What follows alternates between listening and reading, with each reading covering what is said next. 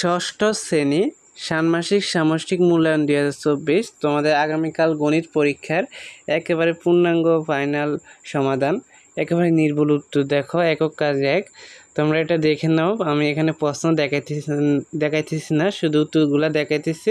তোমরা ভালো করে এগুলো উত্তরগুলো দেখে নাও। আমি বলতে গেলে ভিডিওটা অনেক বড় হয়ে যাবে, তাই তোমরা এগুলো উত্তরগুলো দেখে নাও, কাগজে লিখে রাখো, তাহলে তোমরা পরীক্ষাগুলো লিখতে পারবে। দেখো এখানে 1, তারপরে 2, তারপর আমরা এখন দেখব 3 দেখো, তারপর হচ্ছে 4, তারপর হচ্ছে 5, তারপর হচ্ছে 6। এগুলো একেবারে ছোট অঙ্ক আছে, তোমরা এগুলো লিখলে হয়ে যাবে। পরীক্ষার খাতায় এগুলো লিখলে হয়ে যাবে। তারপরে 7, এটা ভালো করে আঁকতে হবে, ভালো করে দেখে নাও, এটা সুন্দর করে আঁকতে হবে, এটা পুরোপুরি নাম্বার পাবা তাহলে।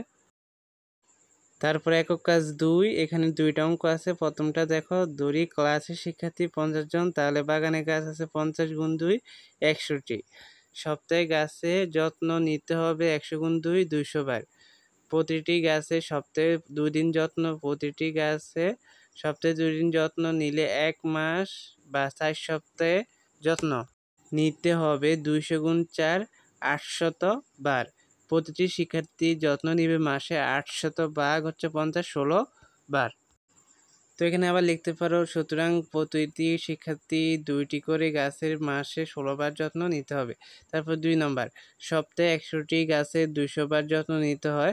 5 ভাগের 1 অংশ শিক্ষার্থী অনুপস্থিত হলে উপস্থিত শিক্ষার্থী এখানে 50 বিয়োগ হচ্ছে 10 40 জন। তাহলে এখানে সুতরাং 200 ভাগ হচ্ছে 40, 5 বার করে উপস্থিত শিক্ষার্থীর দায়িত্ব পালন করতে হবে। এটা হয়ে গেল সমাধান। এখন আমরা দেখব পরেরটা। পরের 3 নম্বরটা দেখো, 6 জন শিক্ষার্থী শেষ করতে পারে 28 দিনে। একদিনে হচ্ছে 28 গুণ 6, 50 দিনে হচ্ছে 28 গুণ হচ্ছে 6 ভাগ হচ্ছে 50। তাহলে এখানে হবে 3.5 দিনে, 3.5 দিনে। তো তোমরা এখানে 3 দিন লিখতে পারো। তারপর 4 নম্বরটা, আজকের বিভিন্ন কাজ থেকে শিখলাম। 1, বৃক্ষরোপণ প্রয়োজন কেন? অক্সিজেন কতটা প্রয়োজন, সাথে কতটা ছোট ও বড় বৃক্ষ প্রয়োজন।